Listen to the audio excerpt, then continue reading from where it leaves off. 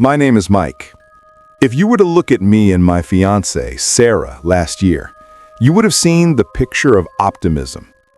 We were an Asian couple, late 20s, and we had just clawed our way into the housing market. You know how it is. Years of saving, skipping vacations, eating cheap noodles, all for that one signature on a deed. We found it in a basic suburban town in Georgia. It wasn't a mansion. It was a starter home, a 2-story box with beige siding and a roof that needed a little love. But to us, it was a castle. I remember the day we got the keys. The air was thick with that Georgia humidity, heavy and smelling of cut grass and hot asphalt. But as I turned the key in the lock, all I could smell was fresh paint and potential. It was supposed to be the start of our lives. We felt lucky. We felt safe. I wish I could go back to that moment and scream at myself to run. The street was deceptively normal. It was quiet, the kind of quiet where you can hear a dog barking 3 streets over. We had a neighbor on the right, a sweet, older couple who brought us cookies within the first hour. The guy across the street gave us a friendly wave while washing his truck. But then there was the house on the left. It sat differently than the others. You know how some houses just feel empty? The curtains were always drawn tight, heavy, dark fabric that looked like it hadn't moved in a decade. The lawn was mowed, the driveway was clean, and there was a gray sedan parked there, but the house itself felt dormant, like a lung that had stopped breathing. For the first 3 days, we saw no one. No lights flickered on at night, no movement, just that car baking in the sun. The first crack in our happiness happened on a Tuesday. We were hauling groceries in from the car. I was struggling with 2 cases of water, sweating through my shirt, when I heard Sarah whisper, sharp and urgent, "Mike, don't look right away. The window." My stomach tightened, not because of what she said, but the tone of her voice. It was brittle. I waited a second, feigning a readjustment of my grip on the water, and then cast a glance toward the house on the left. The front living room window had a small gap in the curtains, and there, standing in the gloom, was a face. Just half a face. A man. He wasn't looking at the birds or the sky or the street. He was looking directly at us. His stillness was unnatural. He was like a statue placed there to observe. Our eyes locked for a fraction of a second. He didn't wave. He didn't nod. He simply receded. He stepped back into the shadows, and the curtain fell back into place. "Weird," I muttered, trying to play it cool for Sarah. Probably just a shut-in, socially awkward. "He looked like he was studying us," Sarah said, shivering despite the heat. I told her it was nothing. I lied. Over the next week, the feeling of being watched went from a paranoia to a physical weight. It wasn't just a feeling anymore. It was a routine. I'd leave for work at 7 a.m., the morning mist still clinging to the grass, and I'd see him. Just a silhouette in the living room window. Sarah saw him from the upstairs bedroom window when she went to get the mail. He never stayed long enough for us to confront him. It was always a glance, a freeze, and a vanish. Then came the night that shifted everything from awkward to threatening. It was midnight. The house was settling, making those ticking and creaking sounds that old wood makes as it cools down. I was heading to bed, walking past our upstairs hallway window, which faced directly into his upstairs window, maybe 20 feet of air separating us. Out of habit, I glanced over. He was there. But this time, he wasn't hiding. The lights in his room were off, but the moonlight washed over him. He was standing pressed right up against the glass, rigid, posture straight as a soldier, and his face was turned squarely toward our bedroom. My heart hammered against my ribs. Thump, thump, thump. I froze. My brain tried to rationalize it. Is he looking at the moon? Is he sleepwalking? Then he moved. He realized I had seen him. He didn't panic. He just took one smooth, deliberate step backward into the darkness, like a predator fading into the brush. I tried to laugh it off when I got into bed. "Oh, great," I told Sarah, forcing a chuckle. "Our neighbor's a creep." But I didn't sleep well. Every time the wind rattled the pane, I pictured him standing there, 20 feet away, watching us sleep. The next morning, a knock at the door shattered the peace. I opened it, ready for a confrontation.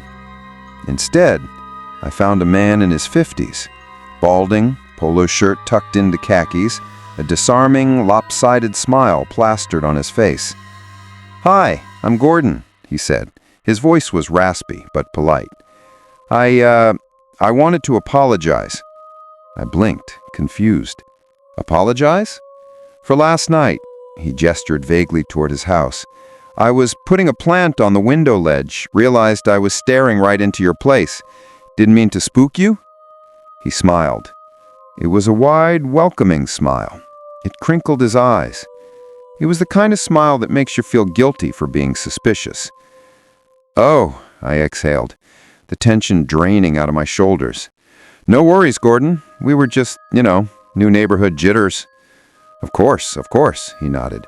"Well, welcome to the neighborhood." I went back inside and told Sarah. We categorized him as slightly weird but nice. We chose to forget it. We chose to be normal. A week later, normalcy died. It was 2 a.m. The world was dead silent, except for the hum of our refrigerator. Sarah shook me awake. Her grip on my shoulder was painful. "Mike," she hissed. There's someone in the yard. Adrenaline is a cold thing when it hits you from a dead sleep. I sat up, blinking, my senses on high alert. I crept to the window. I looked down into our backyard. It was bathed in silver moonlight, the shadows of the oak trees stretching long across the grass. And there, walking near our back porch, was a figure.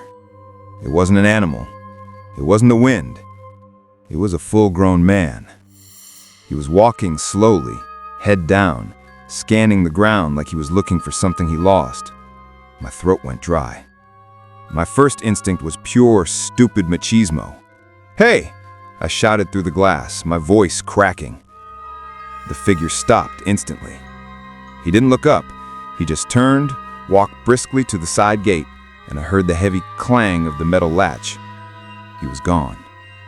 I stood there, chest heaving, waiting for the police sirens that I hadn't called yet. I checked the doors.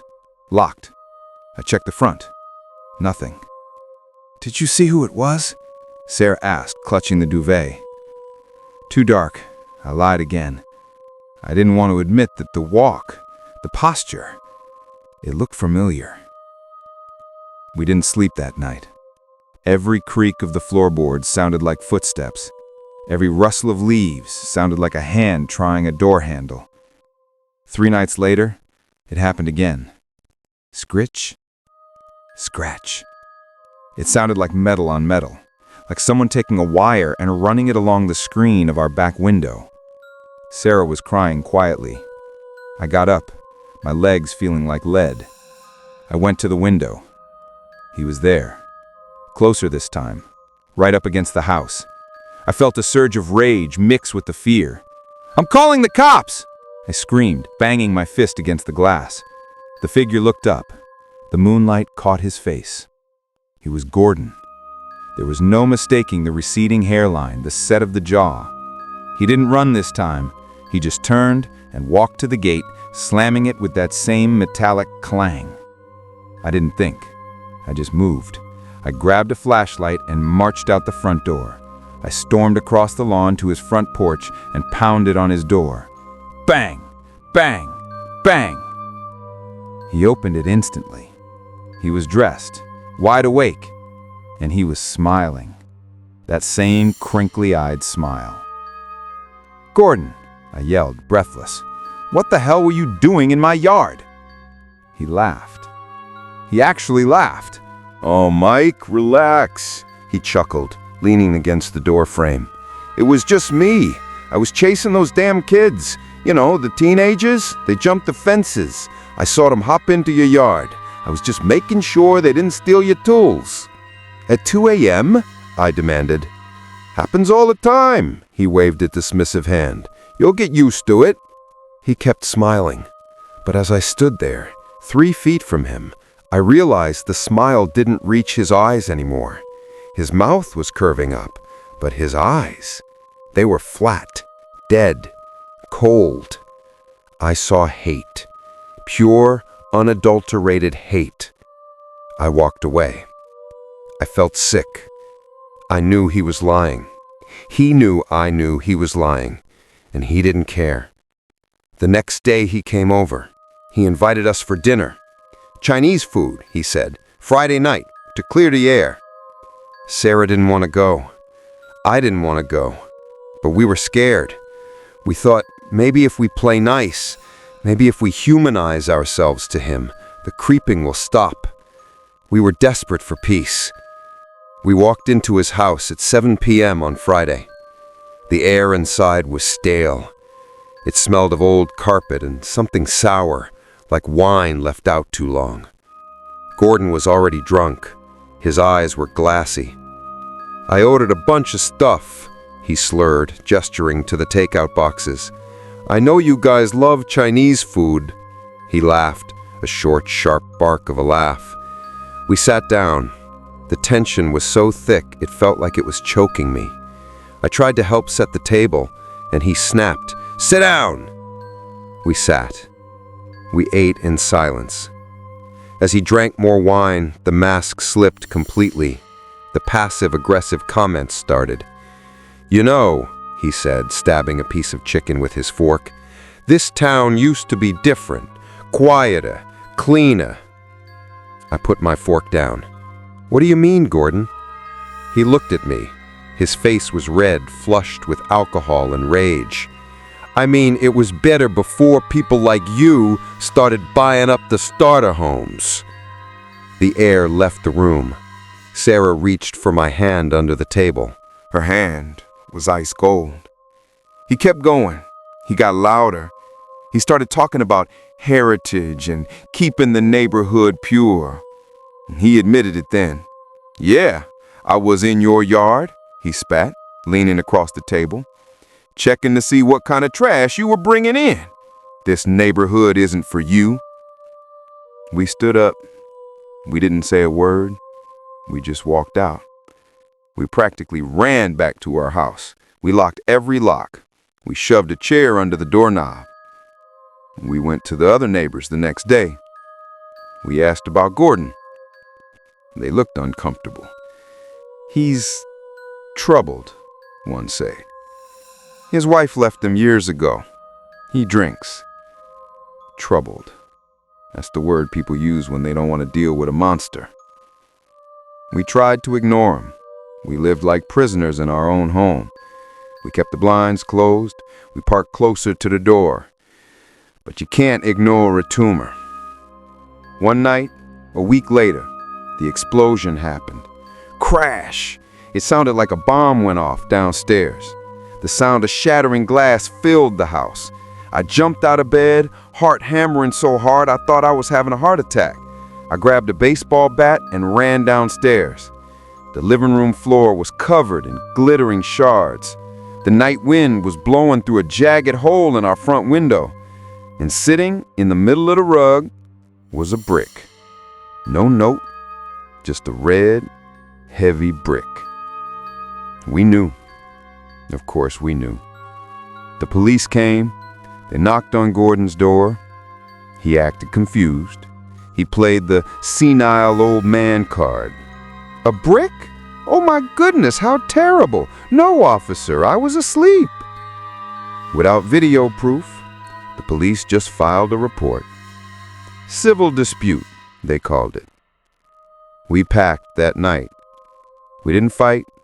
We didn't install cameras. We realized that staying meant waiting for something worse than a brick. We realized that the hate in Gordon's eyes was the kind that ends on the evening news. We moved out 2 months after buying our dream home. We lost money, we lost our first chapter, but we kept our lives. Sometimes I look up the address on Google Maps. The house is sold now. I wonder about the new family. I wonder if they see him in the window. I wonder if they know that the nice old man next door is waiting for the sun to go down. They say you never truly know what happens behind closed doors. You can see the manicured lawn, the fresh coat of paint, the friendly waves, but walls are thick and soundproofing is cheap. My name is Noah. This happened a couple of years ago, late 2021. My wife, Gabby, she was my fiancée then, and I moved into what we thought was a paradise. It was a cul-de-sac, quiet, safe. The kind of place where kids ride bikes in the street until the streetlights buzz on. Our introduction to the neighborhood was perfect, especially the neighbors on our right, Daniel and Veronica. They were the picture-perfect couple. Late 30s, attractive, fit. Daniel had a firm handshake and a charismatic smile.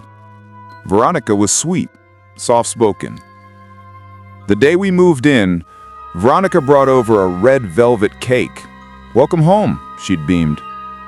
I remember eating that cake that night, sitting on our floor amidst the boxes. It was delicious, sweet, rich. We joked that we'd hit the neighbor jackpot. We thought we had friends. But the facade began to crack about 2 weeks in. It started with sound. It was 11 p.m. I was brushing my teeth when I heard it. A shout. Not a watching football shout. An angry, guttural roar. I looked out the bathroom window. It was coming from Daniel and Veronica's house. I couldn't see them, but I could hear the cadence of an argument. Then I saw Veronica storm out the front door. She looked disheveled. She got into her car, slammed the door so hard the echo rang down the street and sped off. "Just a fight," I told Gabby. "Couples fight." But it kept happening. We'd pull into the driveway and hear shouting through their open front door. But the weird thing was, the moment they saw us, it would stop.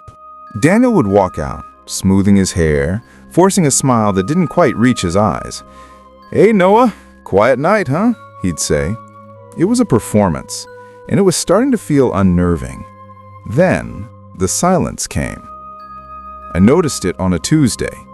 Veronica's car wasn't in the driveway. I figured she was at work. But Wednesday came, then Thursday, then the weekend. Her spot in the driveway remained empty. The house, usually bustling with their movements, felt still. Daniel was there. I saw his car. I saw him taking out the trash. But he moved differently. He was jittery, quick. He walked with his head down. If I tried to wave, he'd pretend he didn't see me. He was ghosting us. 2 weeks passed. No Veronica. Maybe they divorced, Gabby suggested. Maybe she finally left him. Without her clothes, I asked? Without moving a box? 3 weeks. Curiosity is a dangerous thing. It gnaws at you. I told Gabby I was going over there. She begged me not to. "It's not our business, Noah. I just want to ask how he is," I lied. I walked across the lawn. The grass was overgrown. Daniel usually kept it pristine. I rang the doorbell. Ding dong. Silence. I knew he was home. His car was right there. I waited. 1 minute. 2 minutes. I raised my hand to knock, and the door jerked open. Daniel stood there, and he looked wrecked. His eyes were bloodshot. His shirt was stained with sweat, and the smell, A wave of sour, anxious body odor hit me. He was panting, like he'd just run a mile. "Noah," he said. His voice was tight. "What's up?" "Hey, Daniel," I stammered, taken aback by his appearance. "Just hadn't seen you guys. Or Veronica. Everything okay?" He blinked rapidly. A bead of sweat rolled down his temple. She's with her mom," he said. The words tumbled out too fast. "Mom's sick, out of state. Veronica's taking care of her." It was a lie. I felt it in my gut. "Oh," I said, "and you look... Did I catch you at a bad time?" "Workout," he blurted out. "I was working out upstairs. Intense cardio." He forced a smile. It was grotesque. And then I heard it. From deep inside the house, maybe the basement, maybe a back room, a sound cut through the air. It was a scream. But not a full-throated scream. It was muffled, stifled, like someone screaming through a gag, or a hand pressed over a mouth. My blood turned to ice. "What was that?" I asked, my voice dropping. Daniel's eyes widened. He shifted his body to block the doorway completely. "TV," he said quickly. "Action movie. Forgot to pause it. Look, Noah, I gotta go." He slammed the door in my face. I stood there on the porch, staring at the wood grain. Action movie. He had just said he was working out. I walked back to my house, trying to keep my legs steady. As soon as I got inside, I locked the door. "Call the police," whispered Gabby when she saw my face. I called. I requested a welfare check. I asked to remain anonymous, but deep down, I knew Daniel would know. 10 minutes later, the street lit up. Red and blue strobe lights bounced off our living room walls. 5 cruisers, an ambulance. We watched from the window, huddled behind the curtains. They brought Daniel out first. He wasn't walking. He was being dragged.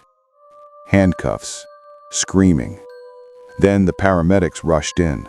They brought Veronica out on a stretcher. She was alive, but barely. We found out the truth later from the news reports. Veronica hadn't gone to her mother's. Daniel had locked her in the basement for 3 weeks. The perfect couple was a sham. He was a monster. He had abused her, tortured her. He sold her car to a scrapyard to make it look like she left. That scream I heard, that was her. He had been punishing her for making noise while I was at the door. He had stabbed her. Veronica died in the ambulance. As the police shoved Daniel into the back of the cruiser, he looked up. He looked right at our window. He knew we were watching. He shouted something. Even through the glass, I read his lips. "I know it was you. You'll regret this." He went to prison. Life sentence. No parole.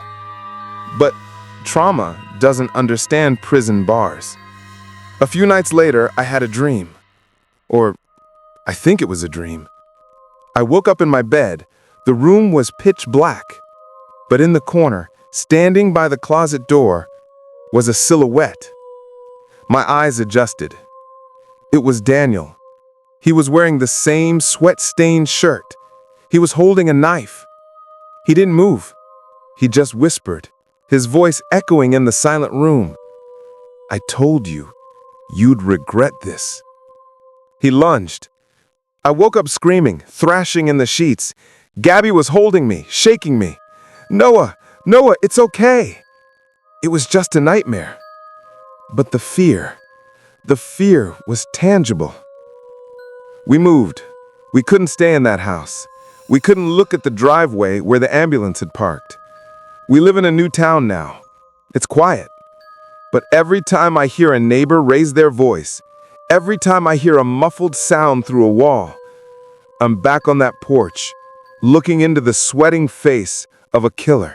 Narrator, privacy in a city like New York is a myth. You share your commute, you share your sidewalk, and when you get home, you share your silence. My name is Devin. I was 24, living in Queens. I found a deal that seemed too good to be true. A duplex. It was an old, narrow house split right down the middle. I had the left side, a stranger had the right. The landlord told me the guy next door was quiet. Keeps to himself, works nights, you'll never know he's there. The walls separating our bedrooms was thin, paper thin. If I pressed my ear against the plaster, I could hear him walking. Creak, creak, I could hear him cough. It was intimate in a way I hated. For the first week, it was fine. I worked long hours, came home, crashed. Then the mumbling started. I was lying in bed, scrolling on my phone. The room was dark. From the other side of the wall, right behind my headboard, I heard a voice. It wasn't a normal speaking voice. It was high-pitched, falsetto, like a man trying to mimic a cartoon character or a child. Hee, see him? It was faint, muffled, but the tone was wrong. It sounded manic. I froze. Maybe he's on the phone, I thought. Maybe he's an actor rehearsing lines? I pulled the blanket over my head. I turned up my fan. I ignored it. A few nights later, it happened again. Louder. I pressed my ear to the cold wall. No, not yet. Gotta wait. Gotta wait. He wasn't on the phone. There were no pauses for another person to speak. He was talking to himself, and he was pacing. I could hear the floorboards groaning as he walked back and forth, muttering in that high, screechy squeal. It made my skin crawl. It felt dirty to listen to, like I was hearing madness leaking through the drywall. 2 weeks in, the interaction began. I was drifting off to sleep. Tap, tap. 2 sharp knocks, right next to my ear. My eyes flew open. It wasn't the house settling. It was deliberate, knuckle on plaster. I held my breath. Tap, tap. He was knocking at me. I rolled to the other side of the bed, heart racing. I didn't knock back. I knew instinctively that engaging with him was a mistake. The knocking became a ritual. Every night at roughly 2 a.m. Sometimes soft, like a scratch. Sometimes a heavy thud. It was psychological warfare. I started sleeping with headphones on, blasting white noise just to drown out the presence of the man 3 feet away from me. But headphones can block out everything. The night that broke me started like the others. I was in bed, lights off. Knock. Knock. Knock. 3 slow ones this time. Then, the voice. It wasn't mumbling anymore. It was projecting. He was pressing his mouth against the wall. "What are you doing in there, Devin?" My blood froze. He knew my name. I had never met him. I had never spoken to him. My mailbox was downstairs. He must have gone through my mail. I sat up, shaking uncontrollably. "I can hear you breathing, Devin." The high-pitched voice giggled. I grabbed my phone. My hands were trembling so badly I almost dropped it. I texted my boyfriend, Mark. "Come over. Now. Please." Mark came. He stayed the night. The neighbor was silent the moment Mark arrived. It was almost worse, like he knew I had protection. It made me feel crazy. "Are you sure you didn't imagine the voice?" Mark asked the next morning. "He said my name, Mark," I whispered. A few days passed. Quiet. I began to relax. I thought maybe I had scared him off by bringing a guy over. Then came the Tuesday. Mark wasn't there. I was alone. I fell asleep early. Deep sleep. I woke up because the air in the room felt charged. You know that feeling when you're not alone? I opened my eyes. The room was dark, lit only by the street lamp filtering through the blinds. Tap, tap, tap, tap. Fast drumming on the wall. Aggressive. I snapped.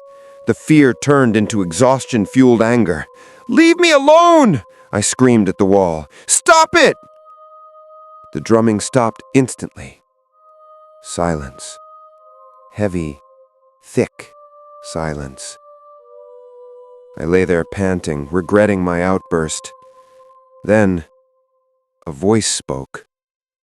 But it didn't come from the wall. It came from the foot of my bed. It was deep, raspy, not high-pitched anymore. "Go to sleep." The voice was inside my room. My brain didn't process the logic, it just processed survival. I didn't look, I didn't check the shadows, I launched myself out of bed. I hit the hallway running. I scrambled down the stairs, tripping, sliding, catching the banister. I tore the front door open and sprinted out onto the sidewalk in my bare feet. I didn't stop running until I was 3 houses down. I was screaming for help. A neighbor came out, looking terrified at the sight of me, disheveled, crying, pointing back at my house. "He's in there!" I sobbed. "He's in my room!" The police arrived. I waited on the curb, shivering. They swept the house, guns drawn. They checked the closets, under the bed, the attic. "Ma'am," the officer said, coming back out, "the house is empty. There's no one there." "He was there," I insisted. "He spoke to me." "The doors were locked," the officer said gently, "except the front door you ran out of. There's no sign of forced entry." They knocked on the neighbor's door. No answer. It was dark. I never stepped foot in that duplex alone again. My landlord let me break the lease after I threatened legal action. I moved back with my parents. Months later, I found out the tenant next door had moved out in the middle of the night, abandoning all his furniture. I still don't know how he got in. Did he have a key? Was there a crawl space connecting the attics? Or was he just that good at being quiet? Sometimes when I'm in bed in my new apartment and the house settles with a creak, I freeze. I wait for the high-pitched giggle. I wait for the voice at the foot of the bed. Because the scariest part isn't that he got in. It's that he stood there, in the dark, watching me sleep, and I never heard him enter.